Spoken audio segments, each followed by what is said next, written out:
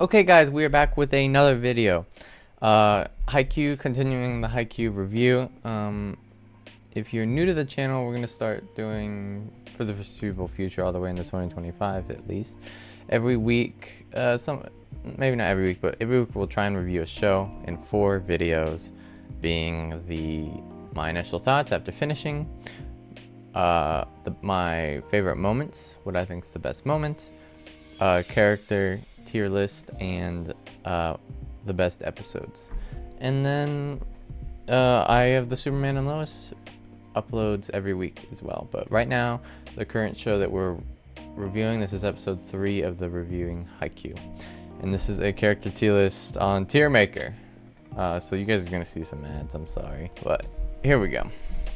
Okay, I readjusted the rows because I'm pretty generous and I don't want nothing too high. But here we go. We got S, A, B, C, D, and we start with the main character, Hinata Shoujo. Here we are. I mean, we gotta put him in S, right? I mean, he's the main character, and I mean, just being the main character is not enough reason to put someone in S. But he's really just the focal point of the show. His journey of starting off just playing by himself to getting to stand on the court, and then I love his character as well on screen, especially him and Kageyama and their dynamic. The aspect of him that he's always so positive and optimistic, and how everyone who's around him gets affected by it, and he inspires those. Like even season 4 in the training camp, he wasn't invited to. He brought everybody's spirits up and made everybody try harder just from his personality, and I like that about him, and he's definitely S tier off the bat. Okay, next we have Karasuno's ace, Asahi, pretty sure, and then it's like his last name's like Azumane or something, but the ace of Karasuno. I mean, he's great. I mean, he's one of the characters that we don't really like delve deep into. We're not really into his mind that often. We're like an episode we are. He's great for the team. He's integral. He's their ace. He gets those shots through. I liked his story in season 1 about him walking away from the club. Honestly, he's a solid B. He's a solid B for me. Tanaka, oh my gosh, the last names, Ryusuke something. I'm sorry guys, I don't want to piss anyone off, but Tanaka, I mean, he's hilarious, especially him and Nishinoya. He's really funny, comic relief, and I like when he gets like in his scary serious mode. It's great. He's pretty much just that, and except for season 4 when he has that good arc of being average. He like looks around his opponents and his team, and he sees a bunch of people that are just insane, I guess, geniuses as they're called, and he just feels average. But he has that journey of pushing through being average. Like, just because you're average, you can't just look down at right now. And he gets that line shot and that cross shot, and he breaks through his blocks. And I think it's gonna raise his character up. So I'm gonna put him at an A. All right, we got Daichi, the captain of the team right here, and he's the captain. He's the foreground for the team. He knows what to say to everyone to get them to do their job. He knows how to deal with all their personalities. He knows how to manage them. He protects them in the back as well as Nishinoya. I might change it around as we go on. I'm already struggling. I don't even know. I wonder if he should be A, and I wonder if he should be A or B. You know, I'm gonna put him in a solid A as well. Yeah, I mean, it's definitely harder to rank opponents, but I liked when he was on screen. But I think he's a solid C. We don't get enough of him, and he's not like one of my favorites of the other teams. Yeah, but he was on Shiratorizawa, and I mean, he was pretty funny. I'd say he was pretty funny, and he was a troll, and he was kind of fun, and I liked him at the training camp as well, and I liked his dynamic with his team, honestly. I'm gonna put him in a higher C than him. And now we have the Mia twins, and I think I put them together because I think they should be ranked together in the same rank. I appreciated their dynamic, and I enjoyed when they were on screen. I enjoyed their history, and actually I think they're really good characters. So I'm gonna put them together behind him. And now we got, oh gosh, guys, just from this point on, just ignore how I pronounce names, okay? I think it's Sugawara. He's also kind of a foundation point of the team, all the third years really, and he fills in when he needs to for Kageyama, and he does his job, and he's pretty funny as well. I'm gonna put him at a solid B in front of him. Okay, now we've got Yamaguchi. Okay, the pinch server. I mean, he's pretty inspirational too. I mean, his arc, especially him failing and bouncing back, and him having all that pressure and stress, because that's his only job is to pinch serve for the team, and he doesn't want to mess it up, but he does get better. But he's solid. I'm gonna put him behind Asahi right here. Now we're on the coach.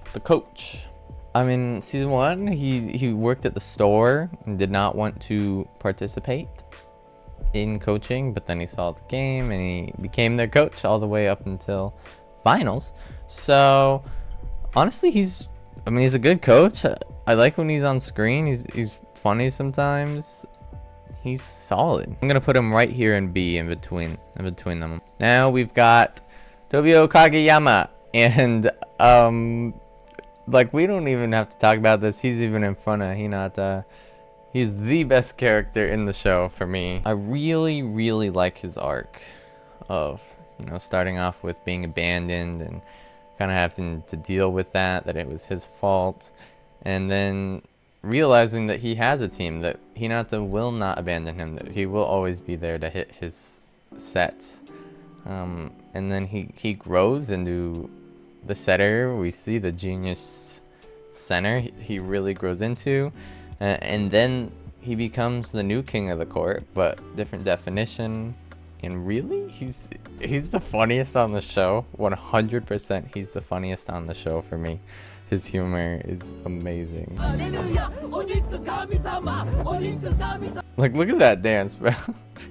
Oh my gosh, she's great. And I love him and Hinata's banter and him calling him some names, and it's great. Now we got Kyoko, I think. I don't know, she's not much. She doesn't do much. She adds for some comedy with the other guys. She had one episode in season 4 where we learned that she was like a runner and she wanted to serve her purpose on the team. But all in all, she's kind of sidelined. We don't see much.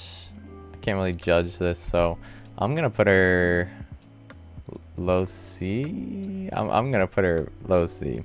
Sorry. And now we've got another name I don't remember. I just watched the show. I don't remember the names. This is Tanaka's sister, though.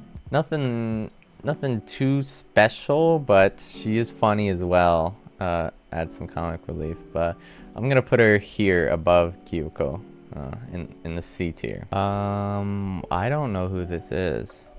I can't tell from this picture. It looks like it's from the manga, so it's probably season 4.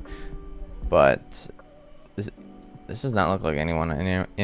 Inurazaki does not look like anyone from there. Okay, but we got Aran right here, the ace for Inurazaki. I'm gonna put him in C, right here in C. We got him.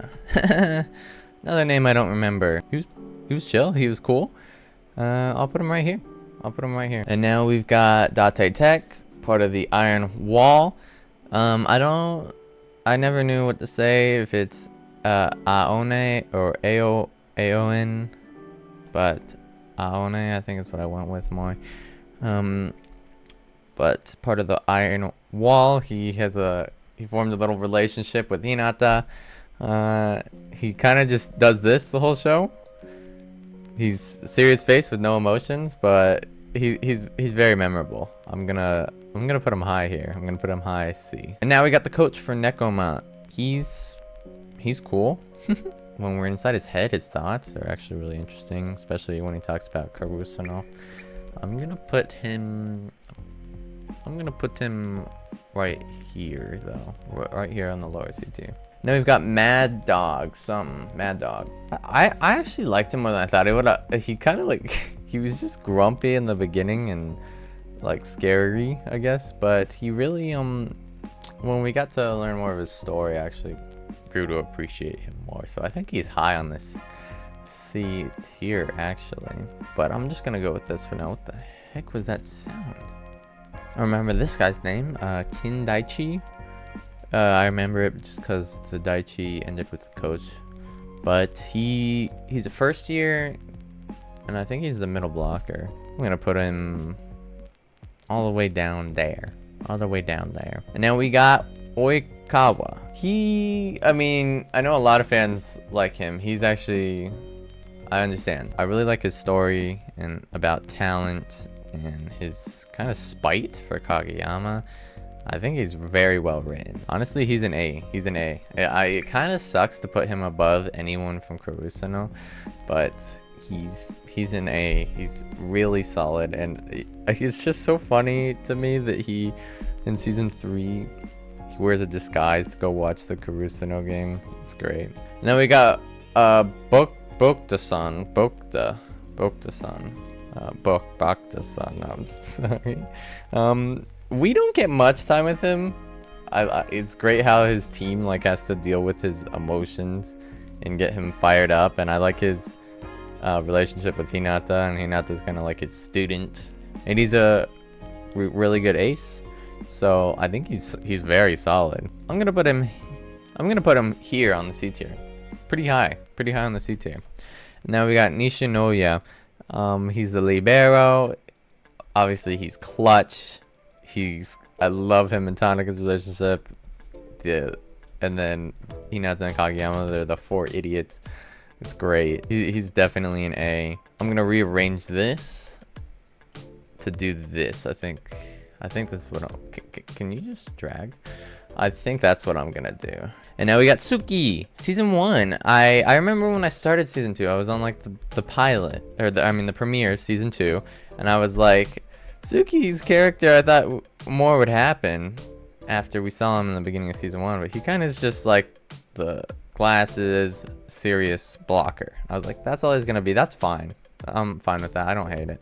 But then season 2 and season 3, he really grew to that arc of getting hooked on volleyball and trying, and it's one of the best arcs for sure. He's automatically gonna go into A, but just where? I'm gonna put him in A behind Nishinoya right here. He's the setter who gets exhausted, plays video games. He doesn't really talk to anyone socially, but he's open to Hinata.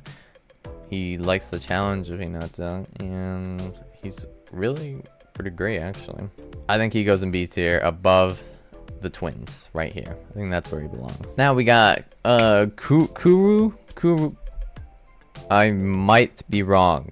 Okay, I don't want to look anything up though. I think it's Kuru. He's the captain for Nekoma, and he's cool. I like when he's around. I like when he's on screen. His energy's great. I love his teamwork with the team. He's honestly a really likable character.